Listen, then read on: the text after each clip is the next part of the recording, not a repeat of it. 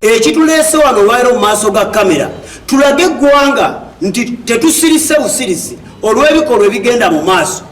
olw'amawulire amabi agatwogerwako naye nga abatwogerako bakulembeddwamu Pastor Jackson Ssenyonga owa Christian Life Church e Bwayise yatandikawo P5 programu yayitibwa P5 ne batuvuma okuva omwaka guno we gwatandika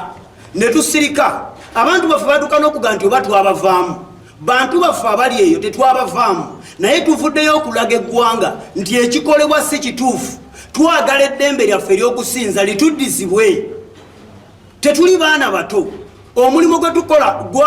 gwatutumibwa Kristo Yesu twagala eddembe lyaffe likomewo Katonda yatuwa eddembe okusabira abantu Katonda yatuwa eddembe okusumulula abantu n'okubataga ekitangaala naye aleese ekizikiza n'akiteeka mu maaso g'abantu bakola ataaka zaabwe tebalumbagana individual naye omusajja oli ayimirira ku TV ye ne leediyo ye n'akwata ekifaananyi kya Nabbi Kakande n'akiyuzaamu ng'ensi eraba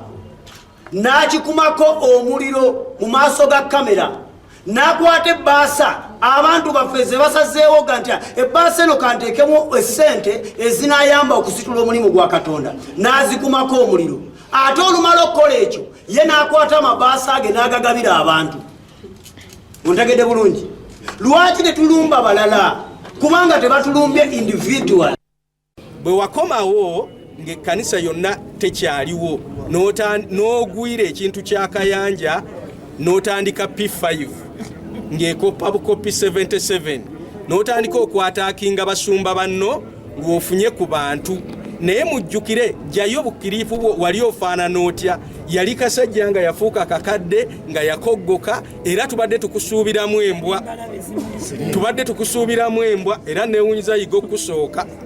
naye kimanyi nti naawe endabika gy'olabikamu abantu si gye balabikamu toli mukadde nnyo nga bw'olabika tonnaweza na myaka 6 naye ate ofaanana ab'ensanvu kati nze njagala nkusabe kino musumba yiga abaana be nze nzikiriza nti alese ebyobugagga ebisobola obbalabirira naffe mikwano gye weetuli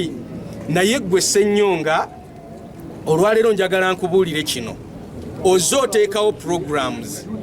eziziiza abantu ozooteekawo ebintu bingi ebyokufera olunaku olwaleero z'okuba nga nkuwa ekifaananyi ky'obadde olinze olunaku olwaleero ekifaananyi kyenkuletedde be basumba abali mu Uganda gw'ogenda okuba ng'osalawo omanye nti ono omusumba wange mutuufu oba mufere olunaku olwaleero emboozi gyenkuletedde ey'abasumba naye gwe njagala okuba nga nsookerako nkwe ku byafaayo byo osobola okuba ng'omanya ye ono abadde ayogera banne abadde ayogera Pastor Yiga ye mutuukirivu kukomawa embeera nga wesobodde okuba ng'etambula munywanyi waffe ono gwe bayita Pastor Jackson Ssenyonga ye nannyini wa Top TV Top Radio era okwetoola eggwanga lyonna buli radio eri mu kitundu ky'eggwanga embeera nga osobodde okuba ng'etambula oyinza okwebuuza yoona omutuukirivu yasobodde okuba ng'agamba nti Pastor Yiga abadde mufere azaalibwawa sooka obimanye Pastor Ssenyonga nno azaalibwa Masaka kyannaku nnyo era nga maama wa muzaala bamuyita Imerida Nakalema ali awo Mbiriizi akyali mulamu ate nga taata we bamuyita Matthias Waswa yafa mu 1979 mu lutalo lwa Idi Amin era nga kigamba nti bamukuba masasi mu mbeera nga osobola okuba ng'etambula omukulu ono Pastor Ssenyonga nga annyonnyola agamba nti maama we yamusuulawo nga wa myezi n'asobola okuba nga ekulira ewa ssengaawe nenga bwe nkutegeezaawo maama we gy'ali Embiriizi e Masaka gy'asobodde okuba ate ng'awangaalira omukulu ono oyinza okwebuuza batandika batya be bamu ku basajja abaatandika obulokole bwe bagamba nti obw'ebiwempe basobola okuba nga bajja mpola mpola ne bakula paka mu kibuga Kampala awe bwayise nno awo nno we yatandikira kyaki gye bayita Christian Life Church bwayise Kavula awo amanye Makerere we yasobola okuba ate nga atandikira mu mbeera yonna nga wesobodde okuba ate ng'etambula omukulu ono enjiri ye gy'asobodde okuba ate ng'atambulirako yakulumba kugamba nti waliwo abafere bapasita abafere waliwo bannabbi ab'obulimba era nga mu mboozi zasobodde okuba ate ng'ayogera sooka owulireko ebimu omukulu ono Pastor Ssenyonga yagamba nti ye mutuukirivu obanga yagamba mu bapasita mu Uganda ye yekka omutuufu wulira ku bigambo ye nga byayogera omutuukirivu ayogera bw'ati nali ngenzeke wa Kakande wanika okay 1 2 3 4 5 6 7 8 9 10 n'omukulu we 13 wow mukulikeeyo mukama abawo omukisa tugenda basabira kibaveeko kibakutukeko baluwa ate abaga nti nze nagenda wa Makabayi omutegedde oyo 1 2 3 4 5 6 ndowooza nga 7 okay mukama mulungi baluwa abaga nti nze nagenda wonayo kya bayibuli ona alina malaaya kati awakanya obufumbo owemakerere kikoni awo kulikayo mukama bawa omukisa baluwa abaga nti nze nagenda wani wayiga nagendako wayiga ono gwe babise nti afudde ate tafudde oba yeyebise amanyamanya bikola tetumanyi kigenda mu maaso abagamba nga bw'osobodde okuba ate ng'owulira ensonga za pasita Jackson Ssenyonga gwe kutegeezako owa Christian Life Church yasobodde okuba ate ng'ategeeza ti pasita Yiga yafudde siriimu ne weebuuza empapula z'abasawo n'okukeberebwa kwe tumanyi okuli authentic kukakasa nti Mr. Yiga abadde ne siriimu era afudde siriimu naye nga bw'omanyi nti omuntu ayinza obutafa siriimu naye afa ekirwadde ekiba kimusse siriimu kwaba akoze eki compoundinze tulina n'omwana omu bamuyita Yiga bamuteekako erinnya eryo nga yakazaalibwa olunaku olwasooka mu ddwaliro Yiga yamwegaana omukyala najja n'agamba nti wakika nkwe ssente osirike n'ebirala bwe bityo omwana gyali tusobola n'okumubalaga ffe tumulabirira n'omulabirira kaakati kubanga maama we yagenda yafa siriimu maama we nga tanaba kufa siriimu yagenda n'asaba abasawo bamukebere ne Yiga ne bamukebera siriimu nga mwali ewayiga nga mwali n'omukyala nga mwali abalokole ow'oluganda bw'abasobezza ebintu mubireeta mu mawulire oba ebintu mubikolako anga ab'oluganda embeera nga besobodde okuba ate ng'etambula pasita Ssenyonga ono gwe kutegeeza agamba nti y'omu ku basajja bapasita abagagga oyinza okwebuuza mulimo ki omulala gwakola embeera gyesobodde okuba ate ng'atambulamu omukulu ono enjiri gyawa yakulumba banne era ng'agamba nti bapasita abasinga obufere agamba nti pasita Bujingo mufere mu mbeera eno yennyini ng'alwana entalo yasobola okuba ate ng'agenda e Namboole nga mumanyi nti pasita Bujingo buli mwaka abeera ne gye bayita Independence Conference agenda mu Namboole n'asobola okuba ate ng'ayita olukuŋŋaana olwa Independence okusabira eggwanga Uganda kati omukulu ono gwe bayita pasita Ssenyonga yasobola okuba ate ng'abuukinga ennaku zonna omukulu ono Bujingo zali abuukinze n'agamba nti emyaka 5 gyonna omukulu ono yasobola okuba ate ng'agibuukinga omukulu ono gwe bayita Ssenyonga ng'agamba nti ayagala okuba ate ng'amalawo abafere mu Uganda mu mbeera eno yennyini kyogera bulijjo kiri mu bayibuli kati omuntu anaakola atya secondly wabadde ngamba nti twagula ennaku ze n'ebirala byonna ekisaawe kiri open to everyone era omuntu wena bw'asobola okubuukinga ennaku zonna z'aba ayagadde ayina ozibuukinga kubanga toyina rights kugamba nti yawo tebasobola kubuukingawo kujjako nga gw'obuukinzeewo kati weba tobuukinzeewo it's open to the public nina kyenkunenya nga nenya ekkanisa n'ababuulizi nina kyenkunenyaako kubanga okkiriza nabbi w'obulimba oyo Yezeberi okusomesa abantu notabaako kyokoze nze nzikiriza nti omuntu bw'asomesa obulimba wabusomesereza wateeka okuba wasomesa amazima bw'ogenda ejjinja n'osomesa obulimba nange njagenda ejjinja nsomesa amazima yasobodde okuba ate ng'akyalwana n'omukulu gwe bayita pasita Kakande oba oyinza omuyita nabbi Kakande wali ku 2 era nga wetwogera akadde kano yaguze ekizimbe okuliraana kyaki yennyini era nga kigambwa nti agenda kuteekawo kyaki ng'aga okuba ate ng'ataasa abantu baleme okuba ate nga baferwa mu mbeera nga wesobodde okuba ate ng'etambula abadde alumba nnyo pasita gwe bayita Yiga agambye nti Mondo mufere agambye nti bapasita bangi nnyo abafere mu Uganda era ayagala kuba ate nga bamalawo mu mbeera nga wesobodde okuba ate ng'etambula abajjukira omwaka oguyise pasita Ssenyonga yakyaza President Museveni ku kyaki ye bwayisaawo n'amutegeeza nti waliwo pasita mu Uganda abalina entaana mu makanisa gaabwe basaddaaka abantu n'ekyennaku ku lunaku olwo lwennyini ng'ategeeza President Museveni yali amanyi nti oba agenda bakwata wabula President yamutegeeza ensonga ezo lwaki toziropa ku poliisi ne biggweerawo mpolampola naye nga pasita Ssenyonga ye agamba ng'agamba nti y'omu ku bagenda okuba ate nga balwanyisa abafere abali mu Uganda ng'agamba nti bapasita bangi nnyo abafere ng'agamba nti pasita gwe bayita Bujingo mufere Makabayi mufere nabbi Kakande mufere Yiga mufere bingi nnyo byasobodde okuba ate ng'ayogera era nga n'omukulu pasita Yiga wafiiridde asobodde okuba ate ng'ayogera bingi nnyo nkyakubuulya ku byafaayo by'omukulu ono oganya zongerako sente zonna zolina oziwe mukama leero omukkirize osigaze mu transport yakuzzaayo kikolebwe mukama bakikutereddemu mu mutima gwo kikole nakukkiriza ng'ogamba mukama nange nsize gyonna kyensobola kole amakungula g'otakolangako mu bulamu bwange mu linnya lya Yesu. And you're going to change the amount you plan to give. oganya zongerako You have refused. zimala Is it enough? zaweze tazimala. Is it already okay? Gamba nti amiina zimala. gwe bayita Pastor Jackson Ssenyonga era ng'agamba nti wonna nga bw'owulira nti bapasita balina entalo. Pastor Ssenyonga ono yasobola okuba ate ng'atandika TV ye ne rediyo ye era nga okwetoloola Uganda yonna mulimu rediyo. Entalo zonna nga zitambula buli omu akikubira ku rediyo ye. Nga bwe nkutegeezezza nti bapasita ab'enjawulo mu Uganda basobola okuba batandika rediyo zaabwe olw'embeera nti entalo zasobola okuba ate nga zitandika. Omukulu gwe bayita Serwadda yatandika gye bayita Impact n'akola ne TV gye bayita Dream. Awo nno nga buli omu kyakola awaanira eri era n'okuvuma banne.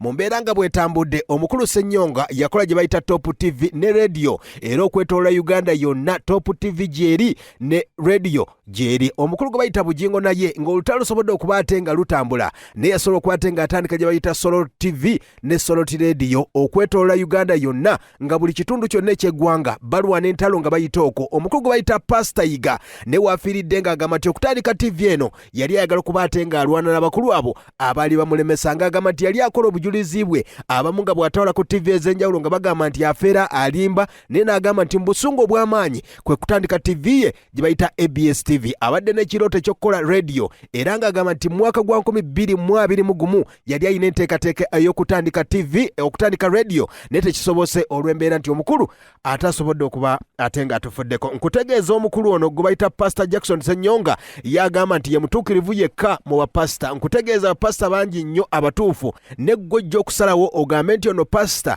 mutuufu oba mufere. Nkutegeezaako ku mukulu ono mu Namasaka omukulu gwe bayita Pastor Ssenyonga entalo nnyingi zasobodde okuba ate ng'aggula kwa pasita ab'enjawulo era gye buvuddeko omukulu gwe bayita Prophet Mbonye yavaayo n'agamba nti ebintu byonna byakola bya kifere era mufere. Naye oyinza okwebuuza bapasita mu Uganda bangi nnyo bavuga emmotoka ez'ebbeeyi ne weebuuza mulimu ki gwe bakola. Bapasita bano abakuumibwa amagye lwaki bakuumibwa amagye nga bagamba balina Katonda? Wandikibwa n'okusinziira ku bikolwa bye Mr. Yiga nga bwe mumanyi abadde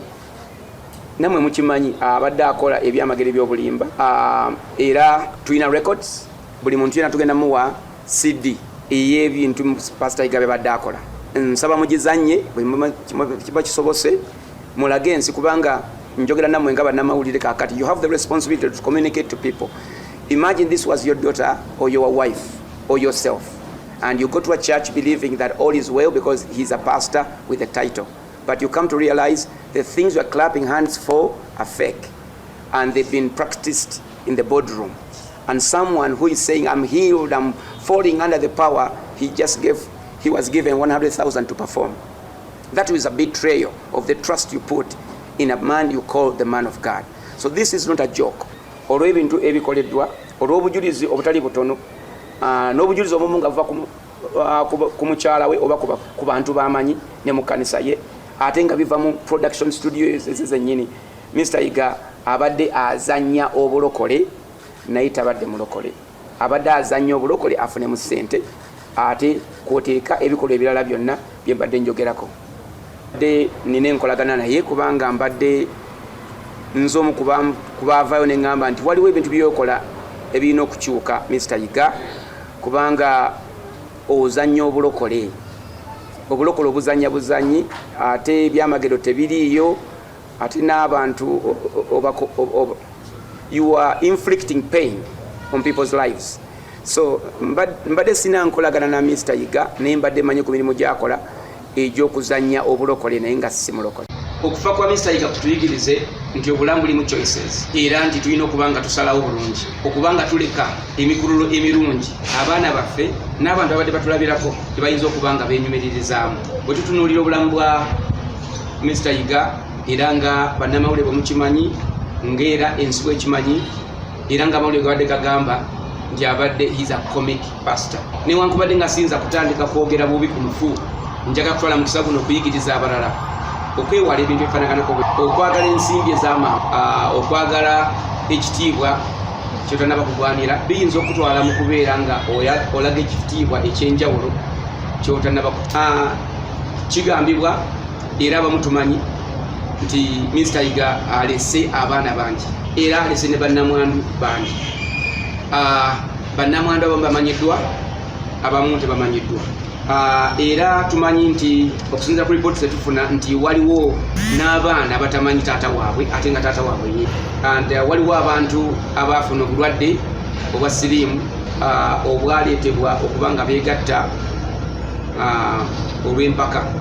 n'ebintu ebifaanaganako bwe bityo. Nsaasira emitima gy'abantu egirina obulumi obufaanaganako bwe butyo.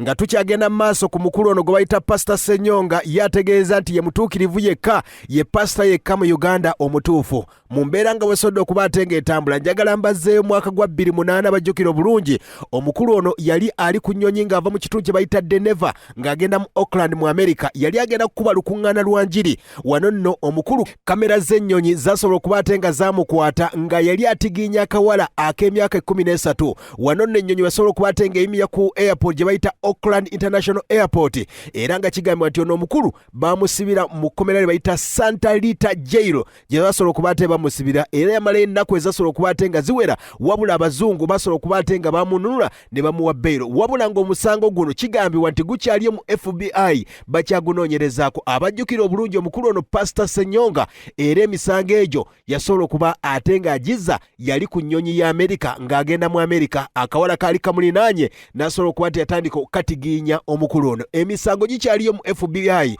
saagala weerabire tuli ku ono agamba nti ye mutuukirivu gwe bayita Pastor Ssenyonga. Gonambuulira nti bapasita mu Uganda waliyo omutuukirivu waliyo omutuufu gwe gy'osabira ye watuufu onambuulira. Kinnewuunyisiza nnyo okulaba omusajja omukulu Ssenyomo Pastor Ssenyomo avuddeyo n'agamba mbu yiga yasiga abantu siriimu yiga amusalira omusango. Bayibuli eyogera mu Matayo 6:14 n'abagamba kubanga temusaliranga abantu omusango gwonna namwe mu maaso ga kitamwe muleme okusalirwa. Pastor Ssenyomo tasaba talina kyaki ye nga yakwata kubwala ku mabeere ne bamusiba ne mu nsi etaliiye. Abasajja bafuuka ba mafia bafere bufere buli kaseera bayimira ku mativi kusoma account numbers kusoma kyaki account kusoma mobile monies. Abo basumba bagende bewandisa mama fina tumanye amasabo gaabwe mama fina bawandike mu basamize tutegere nti ono sabole liri wano era no liri wano bano bajja kufera abantu nakubba bantu abakyali basumba newuunyiza pastor mulambo tuzate conference number nosalira omufu omusango. Nga bw'owulidde emboozi ya Pastor Ssenyonga ekyali nnene naye abakulu abamu basobodde okuba ate bamuddiza omuliro. Abamu ku bayimbi ab'enjawulo ne bapasita basobodde okuba ate nga bamuwadde levo okuba ate nga bamusomesa ebyenjawulo. Abasobodde okuba ate bamuddiza omuliro basobodde kuba ate nga boogera bwe bati. Ne Pastor Ssenyonga naye alina ebintu byakola ebitasanyusa bantu bulungi ate si Katonda naye okusalira munno omusango twamudawutinza amagezi ge munno oyinza omusalira omusango n'omwogerako ebigambo ebifaanana bwe bityo tebyatusanyusiza fe nga bahasola abatobye n'ensi nga era yigayo omu kuwaawo abantu abalwanya ennyo n'ensi okutuuka awo kuba mwali temumumanyi aze nga alwana n'ensi n'okutuuka awo. Tusaasira nnyo famire ye nze nsaasira nnyo omwana we kubanga omwana we mukwano gwange naye ku lw'abayimbi bonna mu ggwanga muno lw'abazanyi b'akatemba bonna kubanga yigayo omu ku basapota bafe abadde bajja mu siyeta zaffe ng'ajja teyeeraga naye ng'abeerayo emabega eyo n'alaba emizannyo gyaffe ne gimusanyusa ng'ayagala nnyo drama. Ennaku etuli ku mutima lwayiga oyo nnene.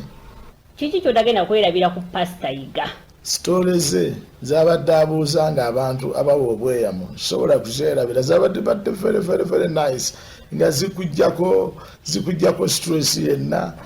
Pastor Yiga ye yakola kyaki ye nga si kyaki yakujja kulabiramu nnaku. Abantu babadde bajja mu kyaki nga balina essuubi ayogera ebigambo ebimu nga tobisuubira pastor kubyogera naye nga ye gamba kizibu ky'abapasita baagala bonna bafaanagane era tujja kumujjukira ffe baartist abadde artist munnaffe abadde wanjawulo nnyo. Nnumiddwa nnyo nti afiridde mu kaseera kano nga ngenda mu campaigns mu mukwano gwange tanva ku lusegere. Pastor Yiga mulabanga bw'olaba bwenjagala Maama Fiina naye wanjawulo mu bibi ebyakola oba omwagala oba tomwagala Maama Fiina wanjawulo ne Pastor Yiga bw'abadde balina emitima emirungiko okusingako okusingako egyabano kati abavuma bannaabwe nga bafudde ono abaddeko n'omutima mulungiko okusinga ogwa Ssenyonga. Kati magezi gawandi wadde Ssenyonga asirika atuggyeko akajanja si yasoose okubeera pasita bakyayogera ku munne ng'afudde efitina jajavaayo gwaye alabanga yeegulumiza nti wamaani n'ekimuttira kyaki ate baga nti twere tumanyi nti Ssenyonga afitina n'abafu omuntu Ssenyonga bakufitina ddala paka bwabafu we yagambye nti oli yagenze tibawonye waliwo n'abalala basigaddeyo bano abalala basigaddeyo nabo babasumba banno leka bizinensi eyo kugisigalamu bwomu bwoti oyagala kuga nti wano wentunza abalala baleme kutunda ogwani gwe Rasuulu gwe Katonda si gwe Katonda leka kwefuula Katonda era ebimu ku byemuwoni nga Ssenyonga aleme kwefuula Katonda naye ayinza omujjulula essaawa yonna n'amujjulira nebyabadde naye ate ffe kitalo nnyo ekya Pastor Iga music industry efiiriddwa nnyo eggwanga lifiiriddwa nnyo nange kennyini kubanga nze bibadde byava mu by'okubeera nti pastor oba kuyimba wabula nga muganda wange yasooka kuba muganda wange nga tannafuuka pastor twayimbanga ffenne wa Mwami Livingstone Kasozi nga tukyali bwana buto nnyo so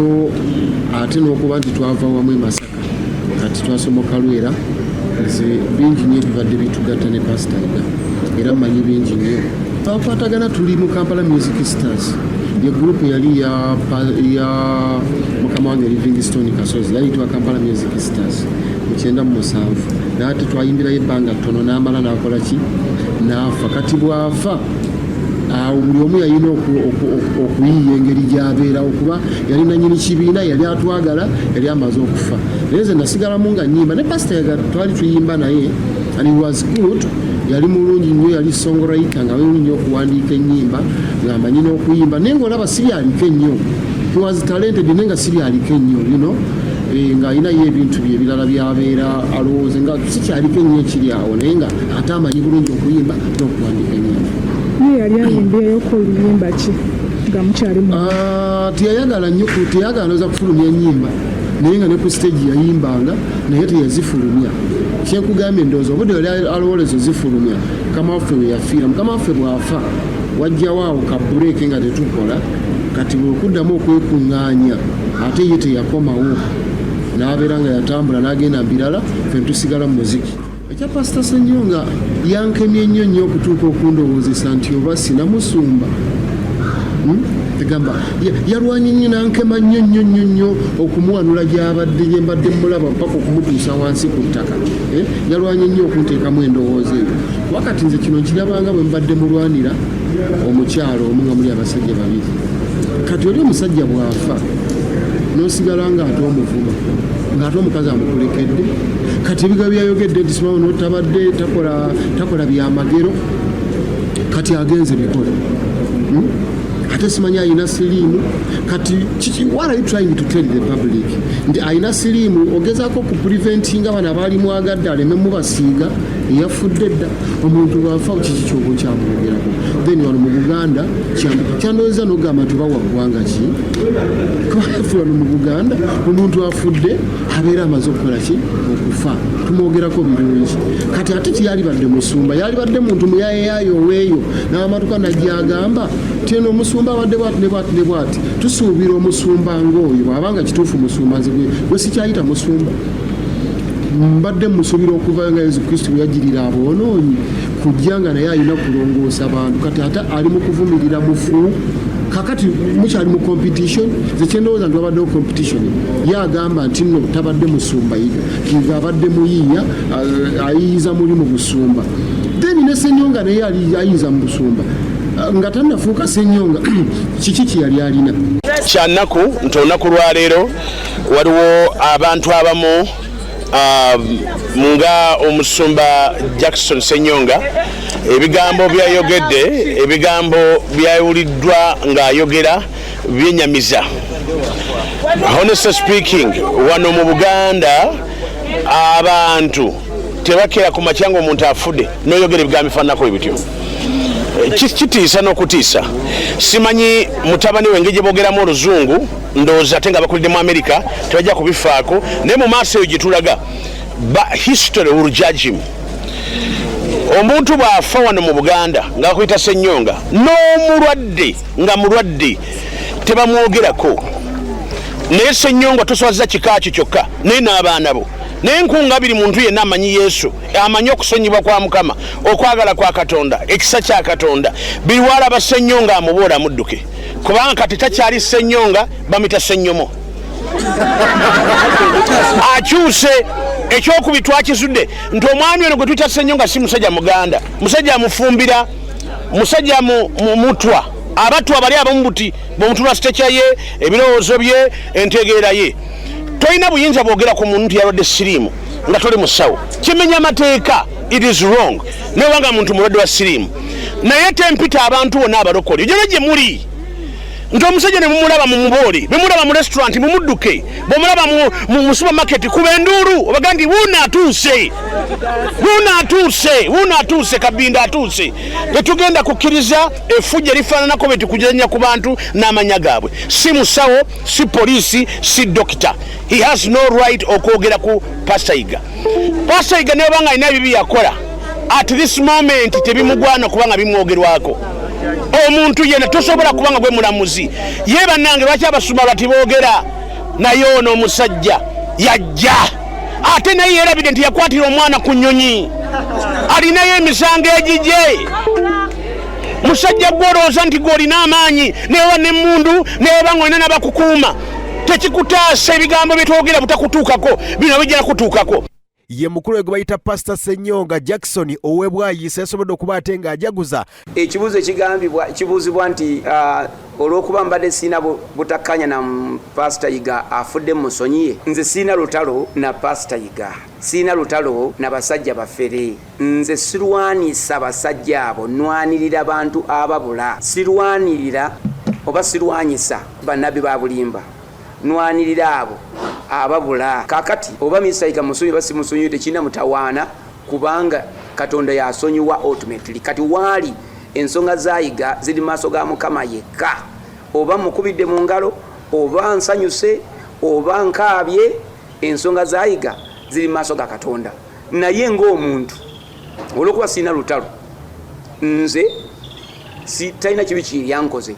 tanjagaliranga mukyala n'asanyuka olwa Pastor munne gwe bayita Iga okuba ate nga yafudde n'ategeeza nti Iga bye yafudde siriimu yajaguzza era akadde kano akyajaguza omukulu oyo gwe bayita Pastor Ssenyonga wano mu Buganda omuntu byafanga edda bali bamwogerako birungi byereere naye akadde kano byakyukira ddala ate bw'oba owulira omukulembeze omukulu Pastor yennyini omusumba abalokole Pastor Jackson Ssenyonga akadde kanatemera myaka egy'obukulu 52 ebyo byonna yasobodde okuba ate ng'abyogera ku Pastor munne oyinza okugamba nti musezi oba ayagala kumulemesa banne kumulya ye mukulu oyo gwe bayita Pastor Ssenyonga abantu abo mbalabira bwerere emitwe emikalu jesi gundi nti yaddiranga emmere mu task force ng'ate Kalolo okulutuwaali ekitegeereza ddala trace yayo gyevudde kubanga letasaasi Kalolo okulutwabula atya emmere mu task force gwe ng'ogiina akakiiko bakaggalawo takyagaba mmere Ssenyonga obwongo tayina era wano wennyini ne mukyala wasobodde okuba ate ng'ayongeddeko mbubbo bakyalwana olutalo ne bapasita abafere wulira mukyala we bamuyita Eva Ssenyonga agambye bw'ati ekyasinga okumutwala okuba nga alumbagana abannabbi b'obulimba is the thousands of testimonies as tuzze tuwulira abantu batulugunyizibwa abantu bagibwako ebyabwe abantu balimbibwa nze maze ne mwami Ssenyonga emyaka 3 but these last 3 years have totally changed him. They have totally changed his message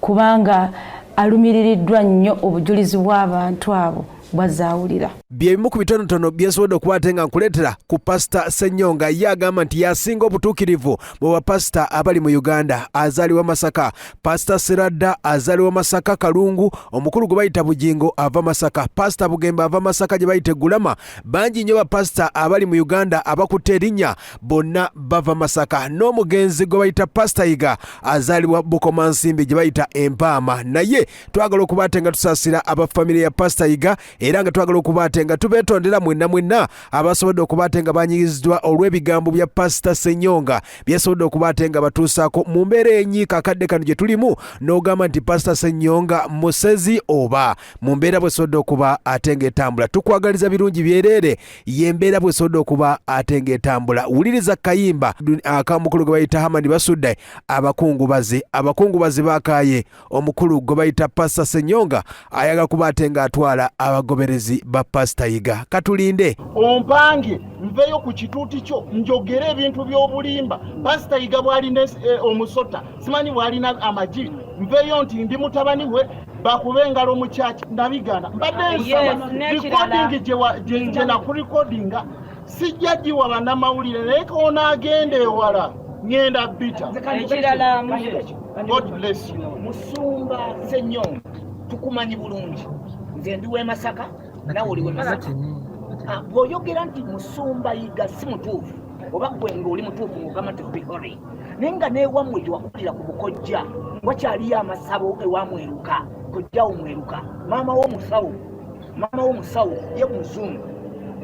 bano bwe bayita ba medical naye kojjaawo alina essabo wakulira teri mutuukirivu wano tuli banyiivu nnyo. Ssenyonga si gwe mutuukirivu ffenna tugenda mu ttaka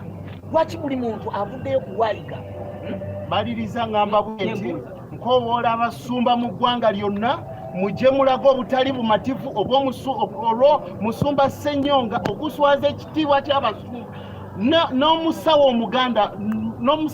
Mama Fiina n'avaayo n'atuusa omulanga gwe n'akootinga Ssenyonga byakoze. Bananga basumba nkoboola mu ggwanga lyonna n'abasumba bakyali ebweru mujje Musumba Yiga ng'akyaliwo mutuuse obutali bumativu bwammwe eri eggwanga. Tukowoola President Museveni vaayo okome ku musajjawo agamba gwe yamutuma gwamukozesa so atufuukidde kizibu avuma Pastor Bugembe avuma Pastor Bujingo amufuukidde kirala era Musumba Yiga yalagula n'agamba kavudde ku Pastor Musumba Yiga nga yakava mu komera yajjukiramu Pastor Bujingo yakugamba ku kibiifu n'agamba Musumba Bujingo omulabe waffe ali omu so teweeyibaala Pastor Ssenyonga teweeyibaala totulina ffenna. Ekyokubiri nga maliriza Pastor Ssenyonga mukwano gwange ntuusa warning yange ku ggwe omulimu gw'ogenda maaso ng'okola ogenda opanga abantu osasula abantu okujja okubaako ebalumiriza ng'obujulizi obumu ku Musumba Yiga simanyi abaana simanyi abakyala munnange komaawo kubanga abamu batuukiridde tebasobodde ku mulundi guno okukolera ssente baziganye. Maliriza ngamba bwe Pastor Ssenyonga abasumba baleke waliyo abasawo abaganda nfa kwabo banange twajja gegamu ku maloboozi nga bemulugunya ku mukulu gwe bayita Ssenyonga yagamba nti mutuukirivu yembeera bwesobodde okuba ate ng'etambula munywanyi wange wonna bw'osinza okuba ate ng'owuliriza naye yinza okwebuuza Pastor Ssenyonga lwaki alwana nnyo abadde alwana nnyo n'omukulu gwe bayita Pastor Yiga ekyama kirimu kimu kyokka yeebuuza nti omukulu Pastor Yiga ssente azijja wezivuga emmotoka ez'ebbeeyi okuba ate nga yagula mu kibuga wakati ekimwebuuzisa ng'ate Pastor Yiga talina bazungu wadde Pastor Yiga byonna byasobodde okuba ate akola abikoze mu magezi ge mu maanyi ge nga tayinaamu maanyi ga muzungu wadde n'akamu wabula nga Ssenyonga ye buli kyonna kyalina akadde kano ayambibwako bazungu kati empalana weesinga okuba ate ng'eva ze zimu ku nsonga zasobola okuba ate nga zeerambika akadde kano Pastor Ssenyonga ng'alwana n'omulambo bye bimu ku ebyo bingi nnyo ogera kuba ate ng'obiwulira ku pasita oyo Ssenyonga eyaswadde n'aswaluka.